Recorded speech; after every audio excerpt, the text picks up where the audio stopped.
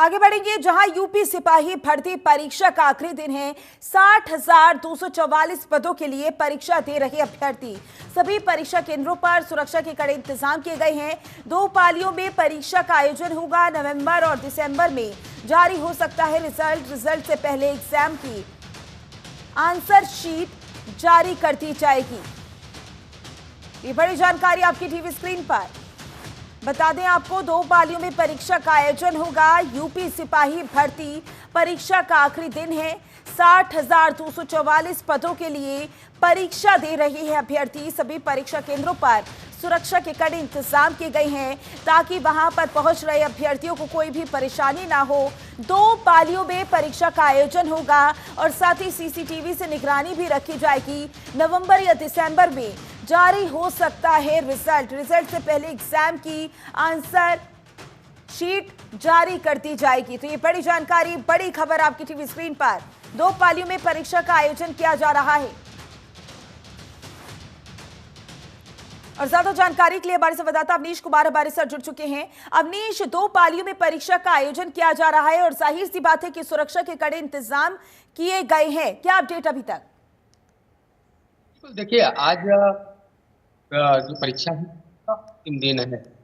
आज पूरी तरह है तो बढ़ा दिया गया 10 से है। इसके बाद 3 से 5 तक होनी है। इसको लेकर प्रशासन और शासन की तरफ से पूरी इंतजाम किए गए हैं। पूरे उत्तर प्रदेश में 1174 भी परीक्षा केंद्र बनाए गए हैं। वहाँ पे जितने भी परीक्षार्थी आ रहे हैं उनकी बाकायदे चेकिंग की जा रही है। उसके बाद अंदर जाने की अनुमति दी जा रही है और इसी के साथ ही एसटीएफ भी सक्रिय किया गया। तमाम जो एजेंसियां हैं वो भी सक्रिय की गई है कि किसी भी तरीके से कोई लापरवाही नहीं होनी चाहिए, क्योंकि जिस तरीके से परीक्षा हुआ है, परीक्षा अभी तक शांतिपूर्ण रहा है। हालांकि कुछ गिरफ्तारियां हुई है, कई संदिग्ध लोगों को पकड़ा गया और उसी को लेकर लगातार जो है एसटीएफ ने निगरानी अपनी बढ़ा दी है। तो आज चूंकि आखिरी दिन है और आखिरी दिन पूरी तरह कोशिश है कि किसी भी तरीके से जो है इस परीक्षा को सफल करवा दिया जाए, क्योंकि मुख्यमंत्री योगी आदित्यनाथ पूरी इसकी मॉनिटरिंग कर रहे हैं और उन्होंने पहले तय कर दिया था कि पूरी तरह निष्पक्ष और पारदर्शी तरीके से यह परीक्षा करवाई जाएगी।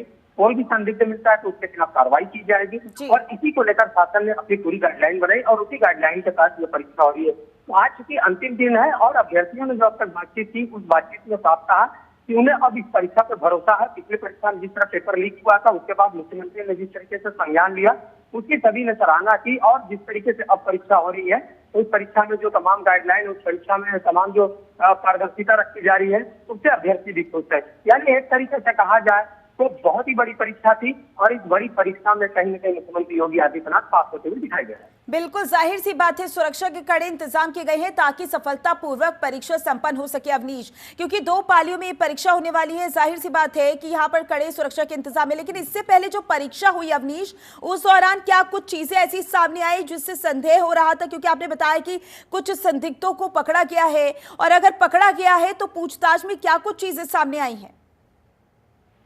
जी बिल्कुल जी, देखिए जितने भी संदिग्ध पकड़े गए हैं उनसे बातचीत की जा रही है, पूछताछ किया जा रहा है, क्योंकि इसका आधार सीधे सीधे दस्तावेज थे। जो उनका एडमिट कार्ड था, जो आधार था, और दस्तावेज के मिलान में कहीं न कहीं कुछ गड़बड़ी पाई गई और यही वजह है कि इसके बाद जो कार्रवाई है उसको आगे बढ़ाया गया।